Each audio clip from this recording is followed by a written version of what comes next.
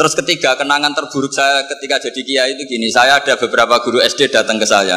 Ini agak-agak masalah besar. Gus, boleh enggak buka ujian nasional yang masih disegel?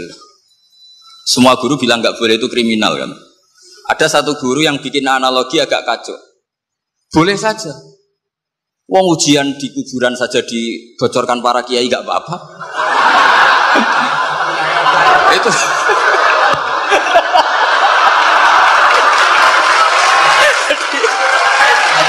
tapi ini kriminal ya. Jadi tentu itu analogi yang salah kan. Marrobuka kan, Tuhan kamu siapa, Nabi kamu. Tuhan kamu siapa, Nabi kamu siapa, imam kamu siapa. Ini kan sudah dibocorkan oleh para kiai. Artinya apa? Nak raiso jawab kebablasan gitu.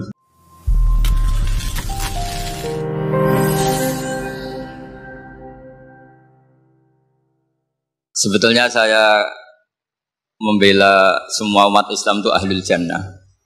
Karena saya ini ibarat marketing. Kalau orang Kristen itu kan setiap orang mati sudah tenang bersama Bapak di surga. Jadi kampanye itu menarik sekali. Sementara kita sudah kiai, sudah imam masjid, sudah ulama, masih saja dikhawatirkan su'ul khotimah. Ini kalau kampanye ini tidak imbang, ini nanti saya takut kalah. Makanya saya bilang pokoknya semua orang mukmin itu ahlul jannah. Karena memang asli hadisnya seperti itu, mangqala la ilaha illallah dakhalal jannah. Bahwa kemudian ada beberapa kiai yang mungkin wataknya itu pesimis, kemudian bikin sekian aturan-aturan yang sebetulnya itu cerminan dari pesimisnya. Terus akan-akan masuk surga itu susahnya bukan main. Nah itu saya tidak setuju karena tadi pasti kalah dengan kampanye sebelah yang setiap orang mati dibilang sudah tenang bersama Bapak apa? Di surga. Jadi ini penting. Terus kedua saya bilang agama ini sudah begitu baik. Masa kunci surga sudah dibocorkan miftahul jannah la ilaha illallah. Masa sudah pegang kuncinya nggak jadi masuk surga, itu kan aneh. Ya sudah masuk saja, tapi tidak usah minta bantuan saya, masuk aja. Kan sudah pegang kuncinya. Terus ketiga, kenangan terburuk saya ketika jadi kiai itu gini, saya ada beberapa guru SD datang ke saya. Ini agak-agak masalah besar. Gus, boleh enggak buka ujian nasional yang masih disegel? Semua guru bilang enggak boleh, itu kriminal kan. Ada satu guru yang bikin analogi agak kacau. Boleh saja. Wong ujian di kuburan saja dibocorkan para kiai enggak apa-apa. Itu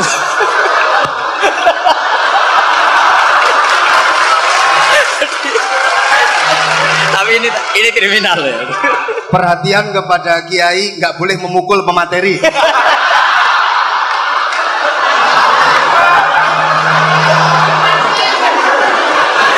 Jadi tentu itu analogi yang salah kan. Marrobuka kan, Tuhan kamu siapa, Nabi kamu.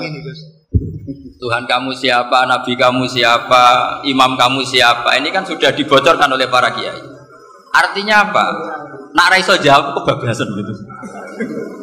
Terus guru ini berpikir kalau ujian akhirat sekrusial itu saja bisa dibocorkan, kenapa ujian nasional tidak boleh? Tentu ini kias yang salah, saya tidak ngajari seperti itu.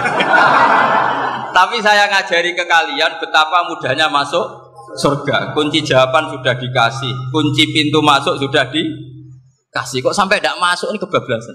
Paling salah gurunya. Jadi ini kenapa saya sering cerita orang mukmin semuanya itu min ahlil jannah. Itu saya jamin. Sama tidak usah takut su'ul khotimah, tidak usah takut berlebihan seperti itu. Karena setahu saya, setidaknya saya mewakili ulama zaman ini. Rata-rata guru kita ini bermadhab syadzili dalam berkeyakinan berpikir tentang Allah. Di antara ini yang mulai saya ngomong serius, supaya tadi kan guyonannya sudah diambil Gus Riza sama Gus Kausar. Saya tahu kenapa mereka guyon. Kalau ngomong serius takut kalah sama saya.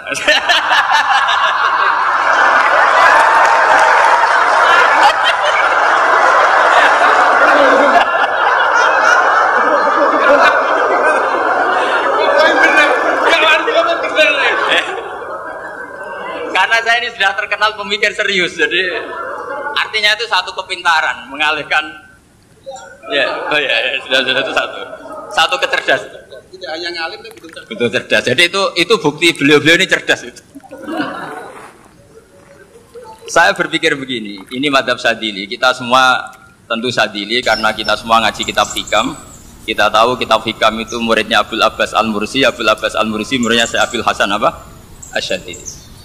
Saya masih ingat betul makalah itu dan saya ulang-ulang. Setiap saya ngajar di sarang saya ajarkan. Kilali kata Abdul Hasan Asyadili. Saya pernah dapat hatif, dapat semacam ilham. Apa makna min syarril waswasil khannas? Itu kata beliau dijawab oleh hatif itu.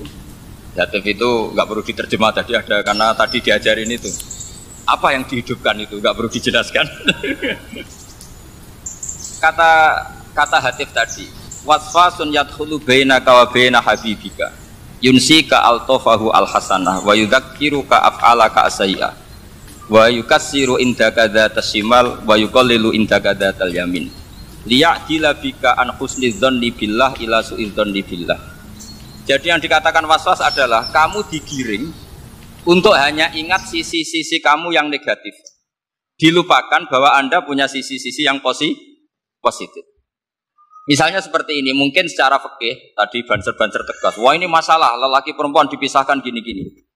Tapi kenapa Ghazali bilang ya sudah gini gak apa-apa. Sebetulnya ada rukhsah. Rukhsah itu karena ini di depan umum. Yang paling pantangan Nabi itu layak luwana rojulun bimroatin. Ini ada yang menjaminnya gitu.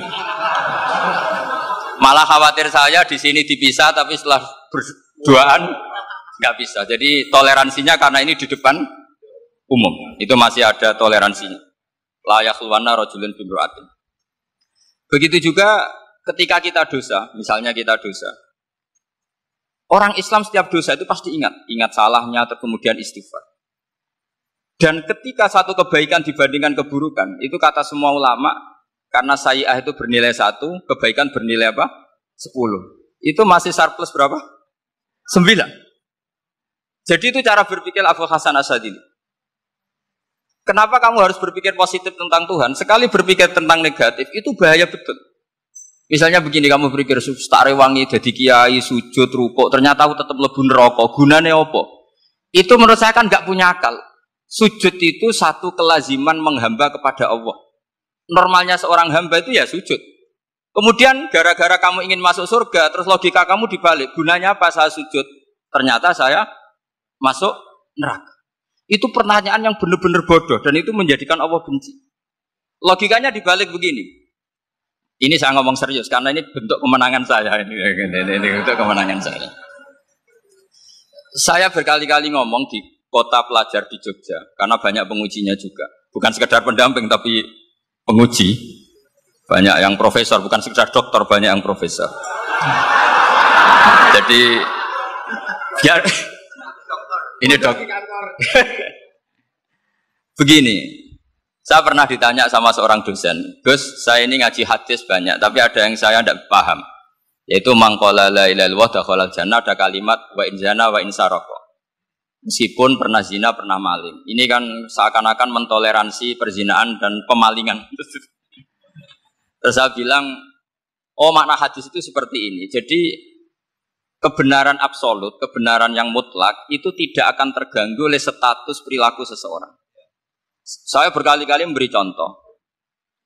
Orang yang ditangkap KPK akan bilang 1 tambah 1 2. KPK-nya juga bilang 2. Rivalitas dalam politik, Pak Prabowo ya bilang 2, Pak Jokowi juga bilang 2. Orang yang zaniyah, yang lonte pun akan bilang 2. Muftinya juga bilang 2. Ketua MUI-nya juga bilang 2. Artinya gini, kebenaran yang absolut adalah kebenaran yang siapapun akan meyakini seperti itu. Seperti 1 ditambah 1 2. Kamu punya musuh bilang 2.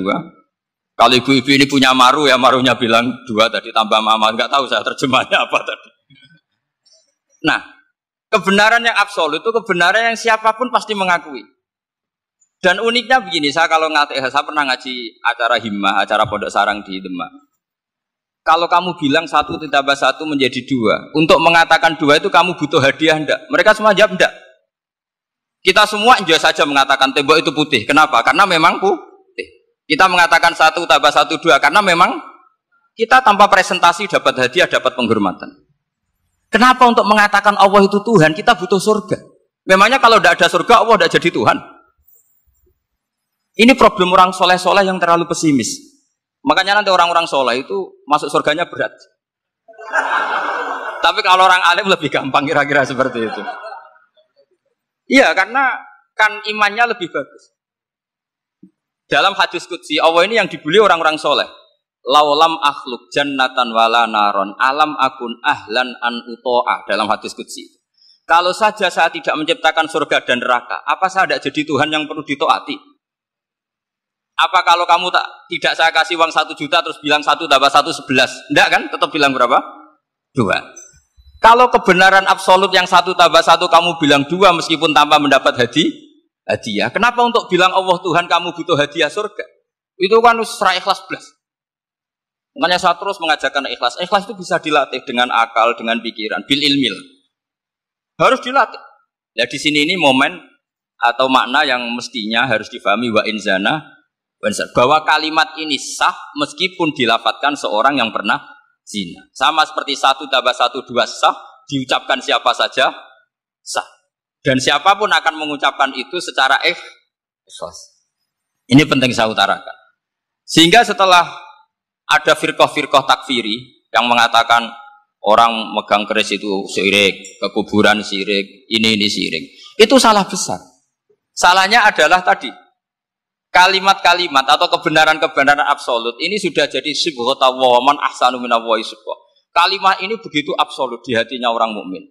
Sehingga ketika terganggu oleh hal-hal yang adat istiadat kayak pegang keris, kayak apa, ini tidak mengganggu. Tetap kualitas iman ini di atas keyakinan adat membawa apa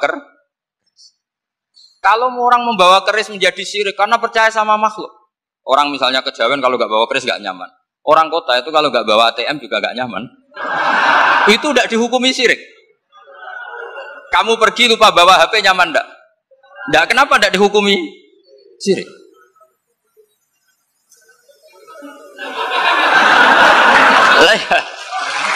Jadi ini logika-logika. Jadi makanya ini Gus Reza boleh ngeritik saya. Saya itu berkali-kali bilang, saya termasuk ulama yang mau bikin gerakan cangkem elek.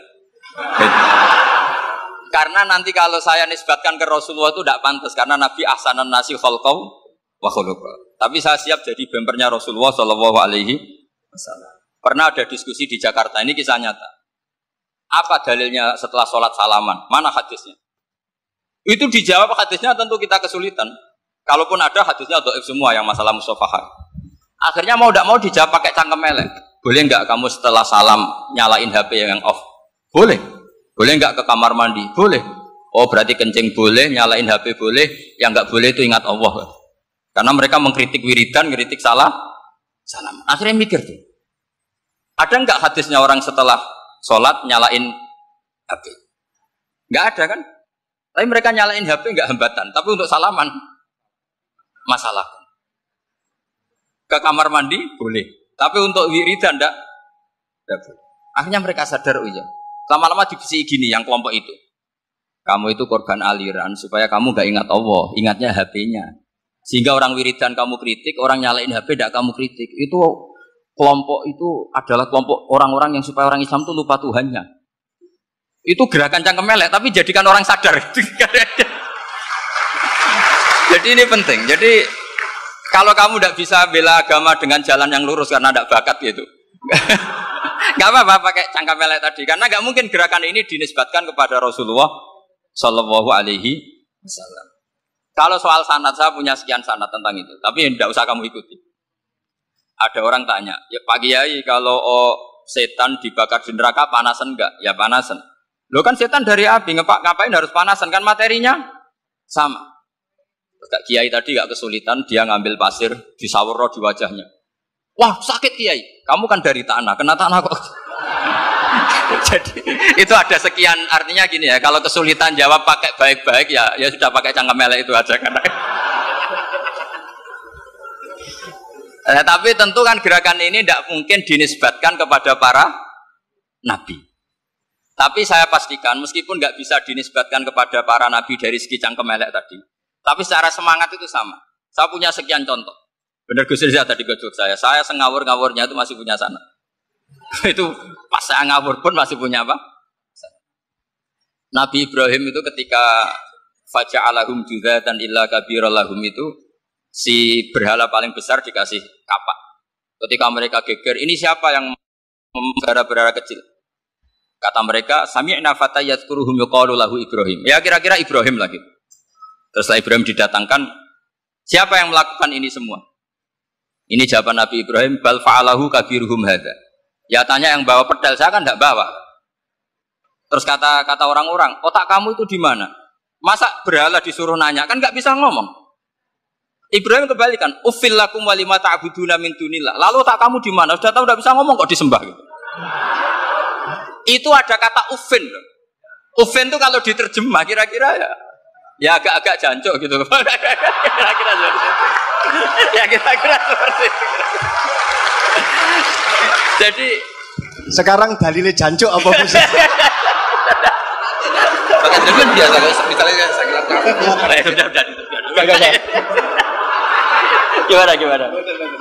Jancuk itu dari dak tinggalkanlah suan perkara sing elek. Krono ilate wong Surabaya kakean rawon akhirnya ngomongnya jancuk.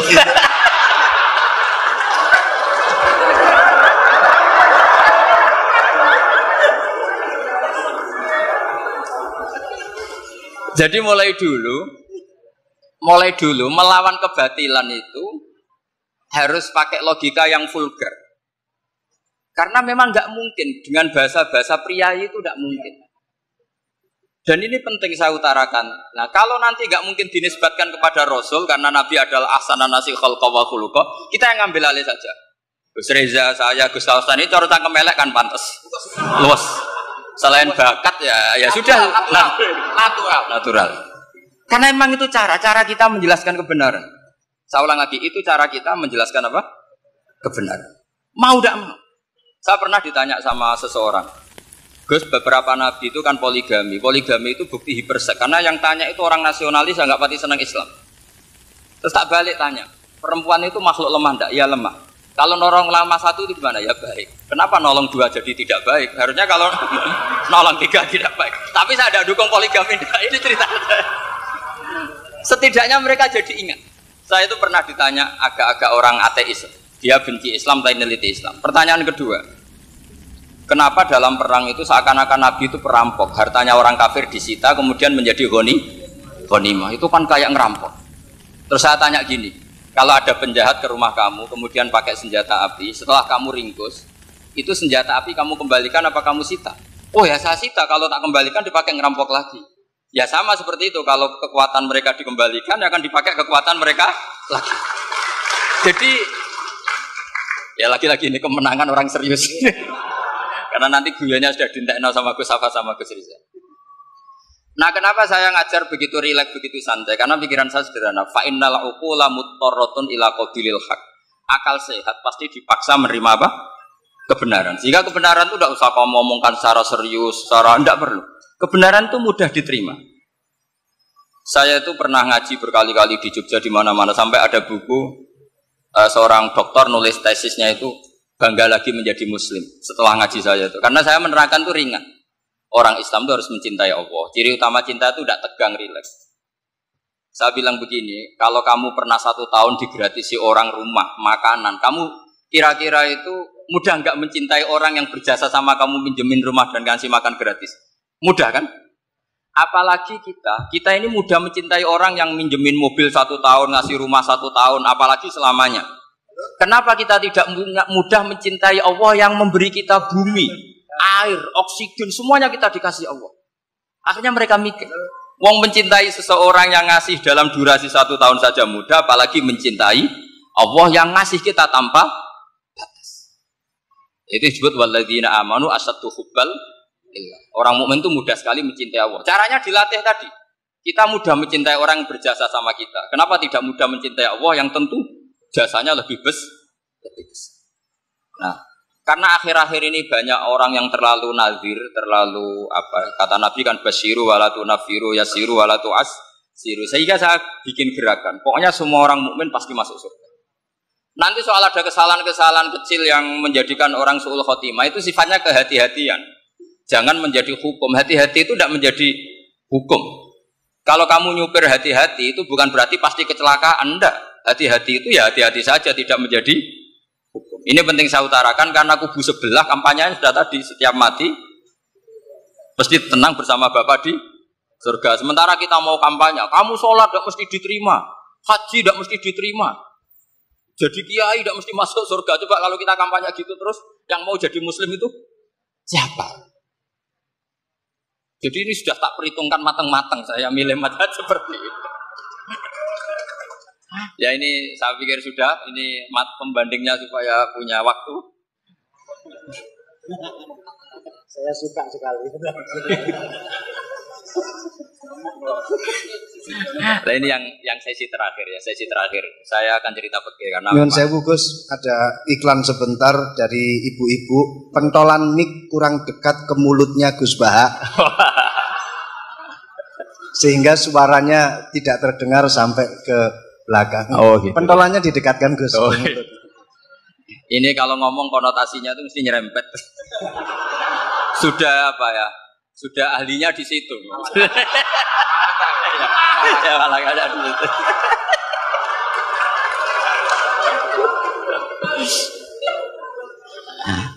Dalam sesi terakhir saya cerita pentingnya pembanding. Imam Rafi'i itu yang ngarang kitab Muharrar. Kitab Muharrar ini adalah ringkasan dari kitab Al-Wasit. Al-Wasit itu karangannya Imam Ghazali. Al-Wasit sendiri ini khas ngaji NU, karena NU maknanya Nahdlatul Ulama, gerakan para ulama. Jadi kalau nggak ngerti alim-alim seperti itu ya ada NU. Sebenarnya sampai itu pasnya Nahdlatul Ummah, gerakan umat. Tapi kan sudah jadi partai politik Nahdlatul Ummah. Karena yang katakan NU itu Nahdlatul Ulama, gerakannya para ulama. Imam Rafi'i itu berpendapat sujud itu cukup pakai baduk, pakai jidat. Itu dalam kitab Muharrar. Wal asoh anna sujud yasihu mau cukup biwatil jabah. Ketika Imam Nawawi mentasih kitab Muharrar namanya Minhajut Thalibin, itu mengkritik Imam Rafi'i. Kata beliau, sujud itu untuk sah harus melibatkan 7 anggota. Karena berdasar hadis umirtu an asjuda ala sapati a'zumin, yaitu al-jabhah, wal yaden, warubaten, wal kodamen, yaitu jabhah, 2 tangan, 2 lutut, dan 2 kodamen. Akhirnya saya ngecek di kitab asli. Imam Rafi'i termasuk Ashabut Tarjih dan Imam Nawawi. 2 orang ini khilaf. Kan nggak mungkin kita sebagai mushahihnya, karena yang khilaf ini 2 ulama besar. Satu Imam Rafi'i, satu Imam siapa? Nawawi. Kita tidak bisa hanya ngikuti Fathul Mu'in yang mengatakan idza khalafan Nawawi wa Rafi'u quddiman Nawawi. Tidak bisa, karena Imam Nawawi ini sering nginduk sama kitabnya Imam Rafi'i karena senior Imam Rafi'i. Setelah saya cek di kitab kitab asli Mamba ya, satu sumbernya semua madzhab apa? Syafi'i. Ternyata Imam Syafi'i nak ngedikan hanya begini. Wa uhibbu, saya suka setiap orang Islam sujud itu melibatkan 7 anggota karena itu aman, pasti sah. Tapi wayah tamilu kata beliau, tapi mungkin saja sujud hanya watul jabah itu sah. Kenapa kata Imam Syafi'i? Liqaulihi sallallahu alaihi wasallam atau li du'aihi apa sallallahu alaihi wasallam fi sujud sajadalaka wajhi wa sam'i wa basari. Nabi ketika sujud itu hanya berdoa, ya Allah sujud kepada engkau wajhi wa sam'i wa basari. Nabi tidak menyebut wayadi wa rubati wa qadam. Sehingga saya berkali-kali benar kata Gus, saya ini pembela umat sing sujudnya 7 anggota ya tak lem, pantes dadi Rais Suriah. Gitu. Yang sujudnya bathuk tok ya tetap sah ngikuti mazhabnya Imam Rafi'i. Meskipun itu tidak saya anjurkan. Tentu tidak saya anjurkan. Alasannya Imam Syafi'i tadi, Rasulullah pernah berdoa dengan kata-kata sajadalaka wajhi, bukan diteruskan wayadi warubati wakot. Sehingga fal khilaf huna bakin ala khiddati kalau dalam bahasa fikih.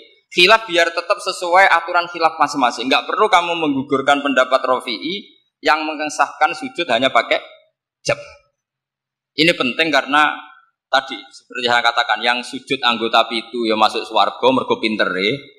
Sing nganggo bathuk tok yang mlebu swarga mergo gobloke tadi, karena aksaru ahlil jannah albul. Nah, ini madzhab saya. Jadi saya itu ingin umat Islam itu baik-baik saja. Tapi jenengan. Ya. Karena tidak mungkin lah kita tidak bela Islam di zaman akhir, tidak mungkin, karena di kubu sebelah kampanyenya sudah seperti itu. Kalau kita ngomong ikhtiyat, kiai ra mesti mlebu swarga, sing salat ngethuk ra mesti husnul khotimah. Wah, akan jadi repot. Saya ini pengagum teori ikhlas. Dilatih bil ilmi, saya ulang lagi, dilatih bil ilmi. Saya ini malu. Malunya tadi, saya mengatakan 1 tambah 1 2 itu meskipun tidak ada yang memberi hadiah, tetap saya katakan 2. Saya mengatakan air itu dingin, tidak ada yang ngasih hadiah, saya akan bilang kalau air itu dingin, kalau api itu panas. Untuk hakikat-hakikat seperti itu saja saya jujur tanpa ingin imbalan. Tapi ketika hakikat mengenai Allah kok saya minta imbalan surga dan neraka, ini apa-apaan? Kira-kira gitu lah, roh surya macam apa gitu.